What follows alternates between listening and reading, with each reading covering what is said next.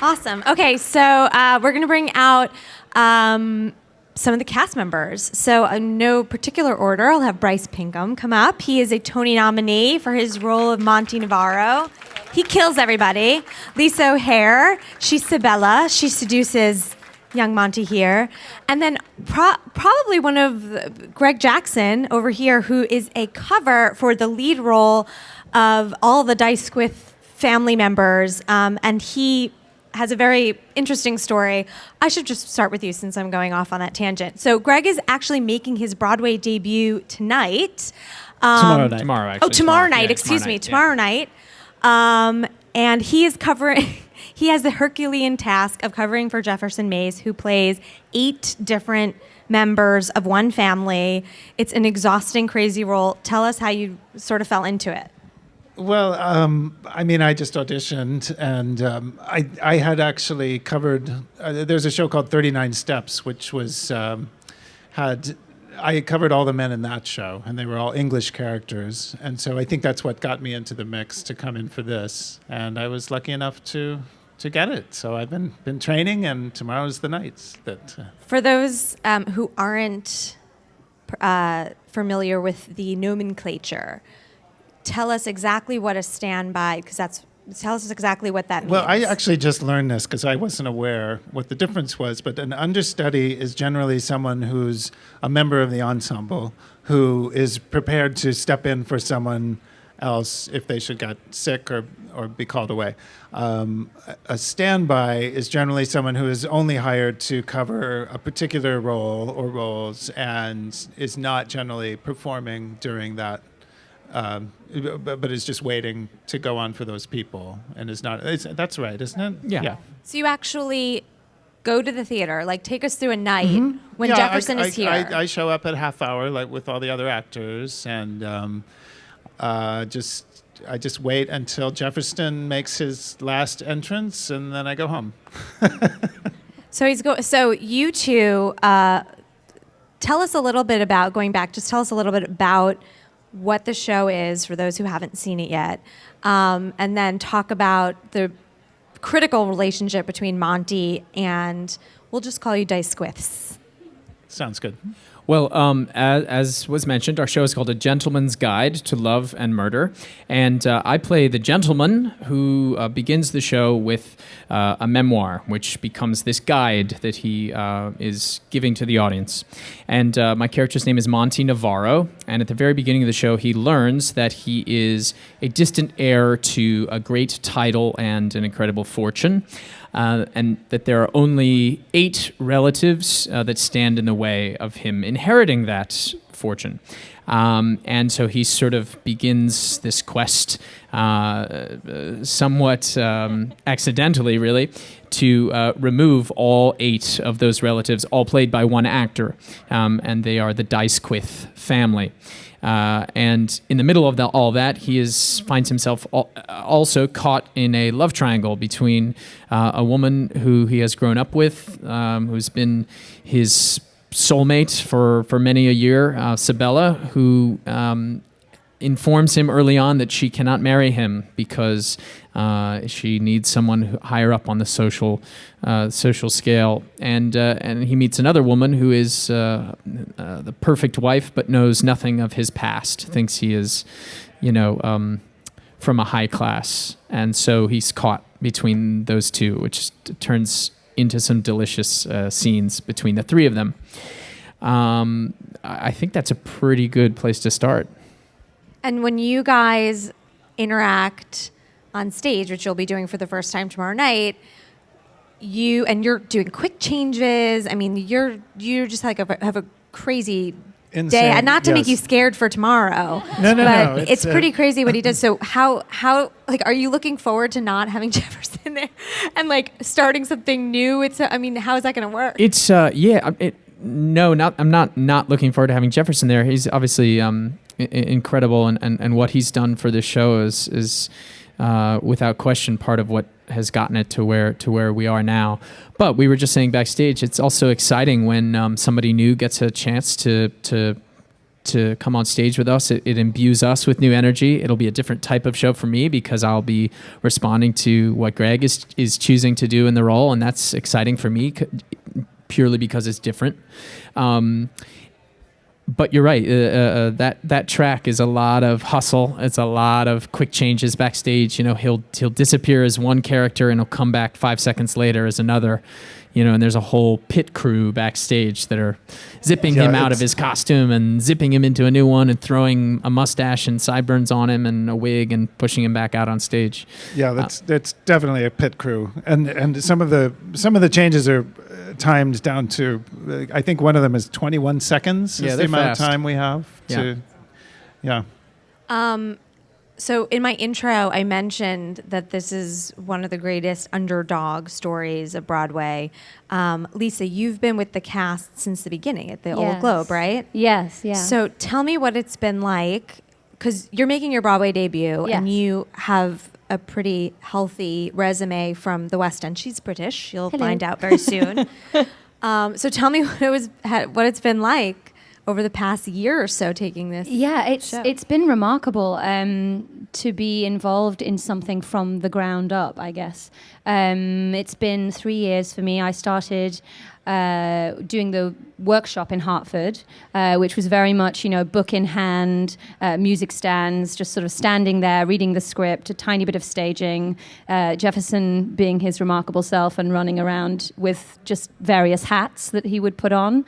And just sort of discovering what this show was, really. And interestingly, some of the things that came out of that workshop 3 years ago in Hartford are things that have stayed to this day. And for example, when he meets the priest, Ezekiel, thank you. It's been 3 years. I still don't know the characters' names. That's good. When he meets Lord Ezekiel, they go up a tower. And in the workshop, of course, we had no sets or costumes or anything. So Jefferson created this sort of illusion of going up this spiral staircase. And it was so remarkable and so hilarious that it stayed. And instead of building a set around, they could have done anything to sort of create this, but they decided to just keep the simplicity of what Jefferson had created. And it's wonderful to be part of something from the workshop through to the Broadway production, just because you see how it grows and you see new cast members come in and do different things, and it's just wonderful how it's grown. The piece has grown, and like the layers, and working with new people. Bryce and I met on the Broadway production, and just getting to know these characters again, and it's just been wonderful. It's really been kind of such a blessing. Yeah. So when you started 3 years ago, and it was a relatively new songwriting duo. Mm-hmm. They've never had a show on Broadway before. Darko, your director, had never worked on Broadway before. Right. What did you ever think that you would be in now? What is one of the biggest hits on Broadway? I had my own idea of what I believed in it from the minute I read it. I had just got to the States, and I was offered a 42nd Street in London, and I didn't know what to do because I read this script and I absolutely adored it, and I as far as I was aware, nothing has been done that's even remotely similar to it, and I just wanted my hands on it so badly, and I didn't know what to do, whether to go back to London and do the 42nd Street or to stay and do this workshop. And I decided to stay because I knew that it had a future, or I thought it did. And you never know as an actor. I mean, you have to go with your gut. And if you read a piece and you love it and you're right for it, then you have to kind of just follow your gut. And I knew that it was brilliant, and I knew that I thought it deserved a future, and so I just sort of went with that. And but the fact that it did is remarkable because, like you say, everything has to be in line. I have learned now for a show to go all the way to Broadway, it's no small feat.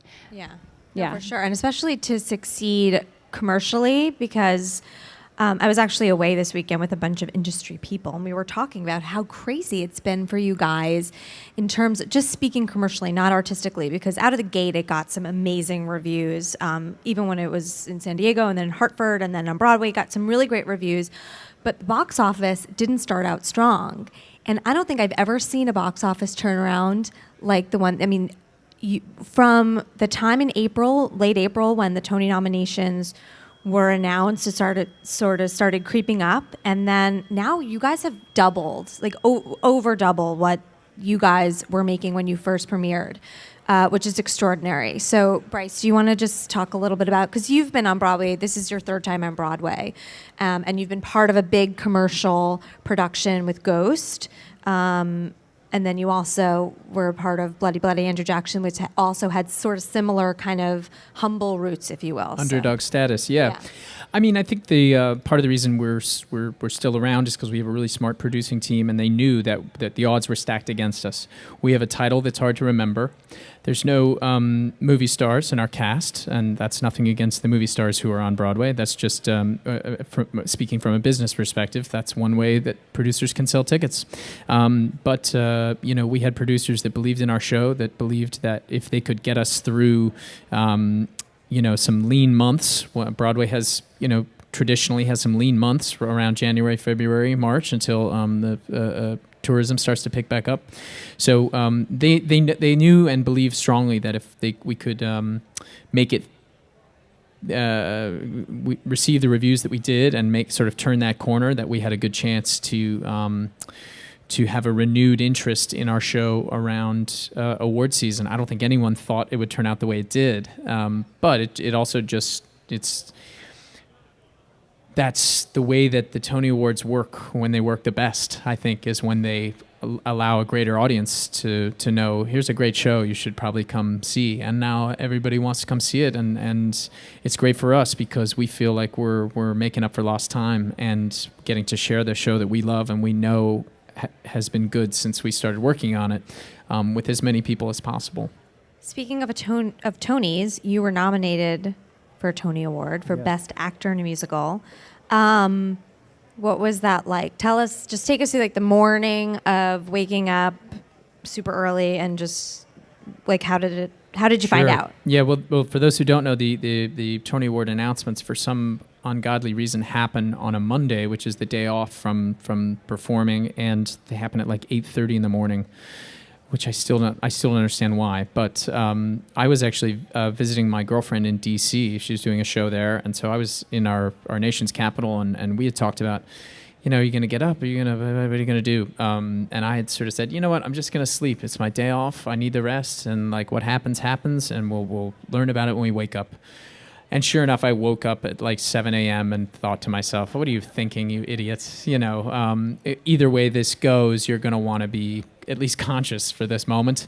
Because I knew that our show had a really good chance of receiving some attention. And so I wanted to honor that. And so I got up and I actually took a walk down to the nation's capital. I was standing on Capitol Hill, checking my phone, but it wasn't coming in. I was sitting on a bench in the fog, and there were joggers going by. I felt like I was in an episode of House of Cards. I was waiting for news, and finally my phone just started blowing up, and I knew that something had gone well for us, and it was an exciting month, and more importantly than being individually recognized was our show being recognized, and I think across the board we all felt like that was really where the accolades were most deserved, was the show itself and the journey it took to get to Broadway. And I know I speak for every one of us individually, saying that was always the most important to us, is that the show do well and that it helped,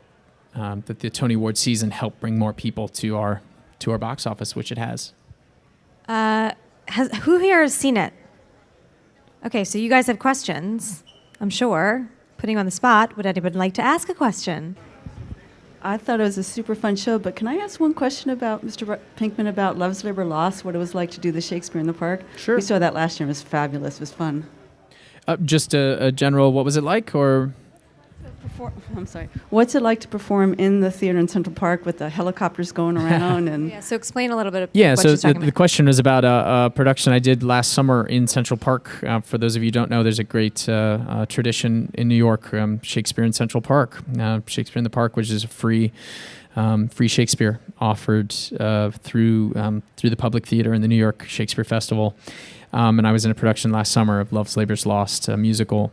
And the question was about what is it like performing there? It's a trip, because there are planes flying overhead, and people going through the park, and raccoons crawling under the stage, and all sorts of crazy environmental factors. But at the same time, we would pinch ourselves every night when the sun would be setting. The sun would just be going down. We started the show, and our set was outdoors. And the first thing we did was walk on stage and start singing this opening number sort of as the sun was setting. It's just a gorgeous thing that you sort of can't get anywhere else in the middle of New York City, but also away from it. It's a great dichotomy there. So I loved it. I had a really good time doing it, and I wouldn't want to do a tragedy in Central Park. I think comedy's the way to go. Okay, so you were talking about how it's a very simple set in many respects, right, for the Gentleman's Guide. Yes. And there's the scenes where they're done, like climbing up the steps and all the other stuff, where there's some slide projections on the back that kind of give you the illusion of going up the steps and everything else that's going. Right. Where did that come? Did that come up from initially, or when did that come into The play? projection? Yeah. I think Darko, our director, had the idea of doing a projection on the back, just to sort of help set the scenes instead of sort of flying things in and out, which I think was kind of genius. And it's wonderful because, we're set in 1909, turn of the century England, Edwardian. And so it kind of brings an element of sort of modern technology to our very old-fashioned music hall style set, which I think is clever. I think it was a risk, but I think it worked really beautifully. But it helps, with the bees and everything, which were once just imagined. Now it sort of adds another sort of element to our set, which I think's worked really beautifully. Yeah, and it's subtle enough that it doesn't overpower you. I think Lisa's point is well taken. It sort of sets the scene really well. And it adds additional things, but doesn't feel like it's the main component of the set design. Of course. There's a follow-up. Follow-ups are welcome. Because what I was curious about was with the bees. Do you have to time your running to the bees? Oh, yes. Or are the bees like computer generated to follow you? No, That'd be really the clever. stage manager calls the bees cue on a particular word in the song, and I have to be coming on stage at exactly that moment for So it do to you time have to out. run at the same speed every night? There are two different speeds for the two different crosses, and Is they everyone have to- following yeah. that one of the death scenes, not to give anything away, but he dies a couple of times. And one of them is he dies by killer bees, and there's this projection of bees. Sorry, so he's got to run around the bees, and Yeah. they kill him, but they're not real. Yeah, we've got projected bees that chase me around the stage, and before they kill me, and it's quite fun. Speaking to the sets and all that stuff, take us through exactly what your process has been, Greg, in terms of joining the cast. So you have a put-in rehearsal, and then is your first time on stage tomorrow? Yes, tomorrow will be my first public performance. Is it your first? It's on. Like, do you rehearse or run the show at all on stage at the? Yes, what happens is when I first joined the company, which I picked a perfect timing to join this company, it was right when the Tonys were happening and it was all blowing up. So I was like, wow, this is amazing. And I started with 2 weeks of rehearsal with, we have a wonderful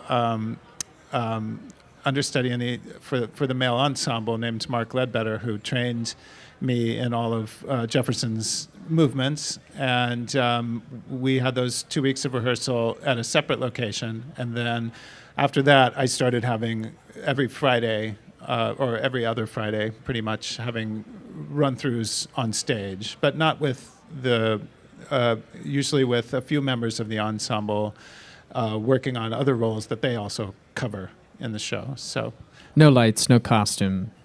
So no tomorrow is sound. it. tomorrow's it. I've had 2 quick change rehearsals, mercifully, So Yeah, those dressers backstage really, they deserve. oh, they are amazing. They should have gotten their own Tony, Tony, because yeah. the work they do is meticulous and amazingly fast and incredible. Not to mention the costumes, which are designed that way, which is also amazing. So I always like to ask this question whenever I do panels like this. Oh, I'll get to your question. 1 second. There's usually some very interesting folks that are outside the theater waiting for you to sign their playbill, plug for playbill. Do you have any like crazy stories or great stories that you've heard from like the audience reaction of you guys when you come out the stage door? Yes. First of all, you're right. One of the best parts of being on Broadway is meeting people at the stage door, because you don't get to do that after seeing a movie or watching your favorite TV show. You come to Broadway, you get to meet the people if you stick around long enough, and it's fun for us too because we meet a new audience every day, and I love to hear from people where they came from. A lot of people will say they came halfway around the world to see your show, and that's really that. I find that very moving. And the flip side is, but people ask you to do some crazy stuff, which I'm generally game for. Whether it's a happy birthday video for somebody, or I have signed like pictures of myself with that person. Oh, at like another show. Yeah, at another show. Like some people bring, this is a picture we took 5 years ago together. Will you sign it? And I'll be like, yeah, sure, whatever you need. But the stage door is a fun place. I don't know. The newest thing, because it's 2014 and everyone has cell phones, is like the crazy face selfie. So like nobody wants just regular smiley pictures anymore. They all want like crazy faced selfies. So there is 3 million pictures of me doing ridiculous faces just floating around there in the internet and in the universe. But you have to oblige because, you can't say no really, can you? I mean, you could, actually. And I love... I could. You could. I love hearing from people, this is my first Broadway show. And that's actually something... Here's a little bit of truth. When you do a show for a number of months, part of the journey becomes how do you motivate yourself to do your best show every night? Because for us, it is the same thing every night. And like it is? much It's like the same thing? Well, no, not in our scenes. Always new and fresh. And one of the things I do to try and remind myself that it's an exciting night every night is that there are people out there who are seeing their first Broadway show every night, and that's actually really exciting to me.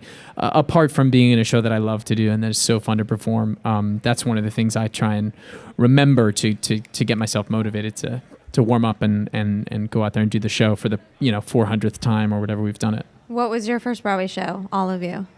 Mine was Bloody Bloody Andrew Jackson. No, not that you were in, Oh. that you saw. That's a great question. Mine was Phantom. My first West End show was Phantom. Yeah, I'm trying to think what my first Broadway show was. I grew up in the Bay Area, so I saw like the Broadway tour of Les Mis. I think was maybe my first experience. The first show I actually saw on Broadway was Take Me Out.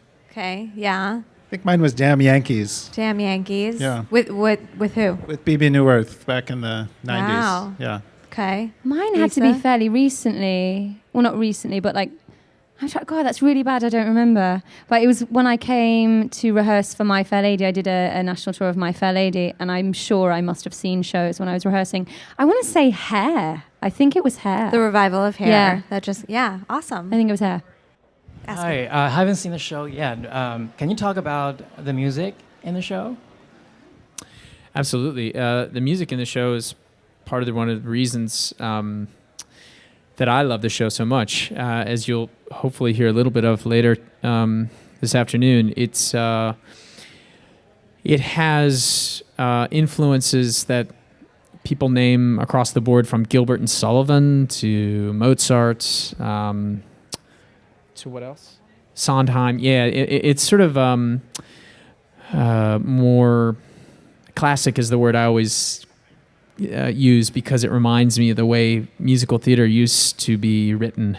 It's less of a, there's a lot of pop rock influences in modern Broadway musical theater, and this show really feels like how they used to make them, and I love it, and I love it for what it allows me to do in terms of the way I'm able to sing in the show is much more legit sound. We're it's a small orchestra, but it's so well mixed that you can hear every piece of the orchestra, and the orchestrations are gorgeous, and so it really feels like I don't know how they used to make them is what I keep thinking. And it's really, really smartly written. So it's rare that you get hold of a musical that, ideally, when you're watching a musical, like for the likes of My Fair Lady, those beautiful, just perfect musicals where you go seamlessly from a scene into a song and you barely even notice. And the music so beautifully complements what's happening in the story. And it's sort of rare that you get to be part of something like that and something new, and the songs, you learn something about the characters in the songs. They're not just there to be a song, it's sort of a rare thing, I feel like. Yeah, I was always taught that a musical works best when that very thing happens, when there's sort of a seamless transition from words into song, and also a song takes place because nothing else could possibly happen there. And there are many moments in our show like that. One in particular I alluded to earlier is this moment where Monty is caught between the two women in his life. One of them shows up unannounced, and the other is hiding in the bedroom. And so there's this song that takes place in between these doors, and it's this sort of perfect example of, in my mind, when musical theater works the best, when the music, the characters, and the story all collide into this incredible moment that we love to do and gets a great response every night. And it's terrifying because there's a lot of patter in the songs. In all of the songs for all of us, there's a lot of what we call patter sections, which means it's very, very fast and wordy, almost rap-like. Edwardian rap. But it's sort of terrifying because it's like a runaway train, and once you start those patter sections, you can't stop. There's no room for breath or unexpected breath or missing a word.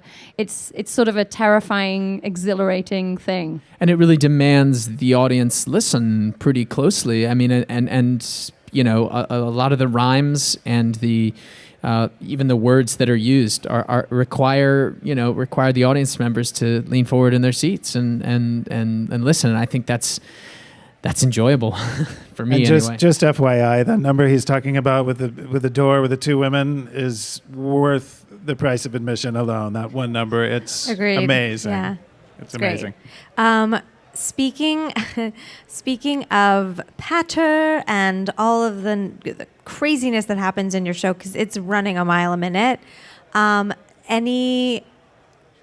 Greg, you might want to earmuff this, but was there any crazy horror stories or any Yes. Tell us that. Yes, Lisa's got a I good one, shouldn't and I've tell got a good this one. story because tell it's us. not Come something on. anyone should ever know, and I'm not proud of it, but I'm going to tell you anyway. We're at the Apple Store, We're at the Apple Store. Yeah. Nobody It's can where hear all it. the dirt gets dished. This was in Hartford. I can't believe I'm going to tell this story. Do it. Okay, so we're in Hartford, and I'm doing my patter section, which is in that door sequence that we are talking about. I am in the bedroom, and he and Phoebe are in the parlor. And I am singing about being stuck in the bedroom and trying to hear what is going on in the other room and who is in the other room, because I haven't seen the other woman yet. So I'm doing this patter section, which is probably my most difficult musical moment in the show for breath control, words, diction, everything. And I begin, and it begins, "What am I doing here? This could be dangerous. If I'm discovered, imagine the scandal." And I started on the second verse, which is terrifying. And I knew that I was going to run out of words because I'd started in the wrong place. This is not professional. It's only happened one time. It will never happen again. I was very tired. And so I did inevitably run out of lyrics. And so I stopped. And, at these moments on stage, just be aware that it's like a living nightmare.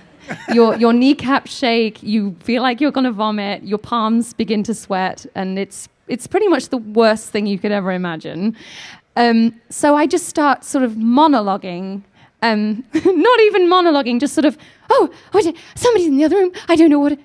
Just making noise and breathing and kind of. I don't even know. Bryce wasn't there at this moment, but it was pretty horrendous. And I remember coming off stage and just not wanting to go back on because I was so mortified. And Jefferson Mays, bless his heart, comes up to me and he was like, "That was remarkable." And he then sort of replayed it for me. And it was just one of those moments where, it happens to the best of us. We're human beings and we're out there every night and it's real and it's live and things happen. And it's how you deal with those moments. And apparently that's what I do in moments like that. I just sort of do heavy breathing and panicked speaking. Yeah, Lisa's right. That moment where you lose a line or forget a word or something, it sort of feels like, for me, it feels like the universe just opens up and you can see sort of through to the other side. And I had a similar experience in another song in the show where I started singing a part of the song that had already happened. And so, what did I do? I put my hand on my eye.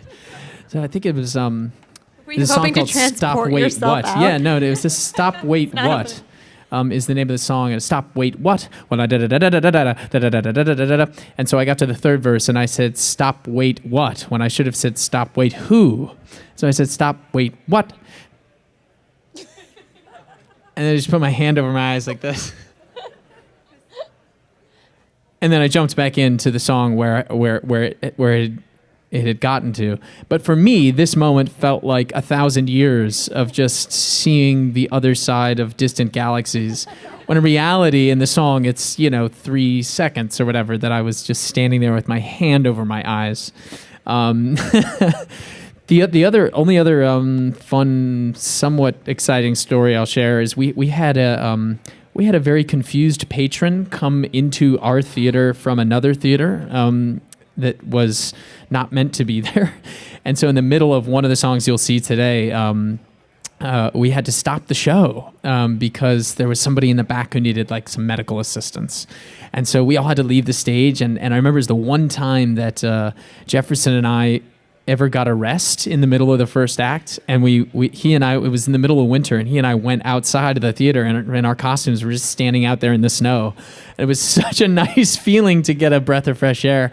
And then he was helped, and we came back on stage and started the show again, and had to start that number again from the complete beginning.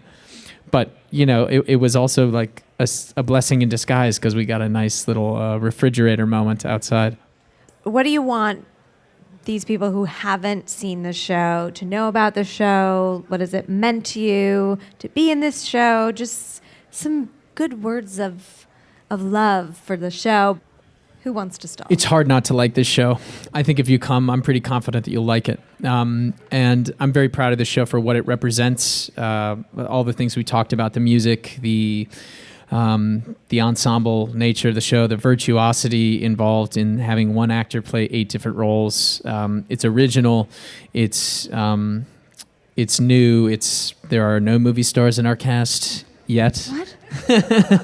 And it's just hard not to like. I mean, it feels like the show you can tell people who come to New York and want to see a Broadway musical. It's just the perfect one to send them to, and we hear that every day. Like, I had no idea what to expect, and I loved it. And that's my favorite thing to hear at the stage door. But yeah, you'll like it. For me, I think the thing I love most about this show is how beautifully, authentically British it is. And I know something about that because I am British. But for me, for this to be my Broadway debut and be this gorgeous Edwardian British musical that I feel like I've just always wanted to be part of something like this from the beginning, to create these roles. You're seeing this musical in its first sort of, well, not its first incarnation. But, this Broadway production is its original, when this changes and we get new cast, it will be a completely different show. And I'm just so proud of what we've all done. It's like I said earlier, it's so rare that you get your hands on characters like these and writing like this and music like this. And it's just it's thrilling for us to be in. And everybody that we meet at Stage Door is just completely over the moon excited about it. So if you haven't already been, come immediately. And I'll just say that I see the show a lot in preparation, obviously, and I never, ever tire of watching this show. The work that everyone does is incredible from night to night. Everything from the design to the music to the acting to the subtle character work, it's all from top to bottom, everything you would want in a show. Like I'm always sitting out there. I know every word of the show, and I'm consistently moved, delighted, laughing, crying, just having a wonderful time. And by the end of the show, no matter how many times I've seen it, I'm there cheering with the audience because it's a remarkable accomplishment. And I guarantee that anyone that comes to the show will enjoy it. Yeah. And just as a lay person who spends most of her evenings seeing shows, I will say that, especially in the fall and the spring, when just every show is introduced and us people in the press are in the theater probably like 4 or 5 nights a week, this was definitely a really big bright spot for me. It's really funny. What these guys do on stage is just, it's funny. It sounds wonderful. It's a good respite.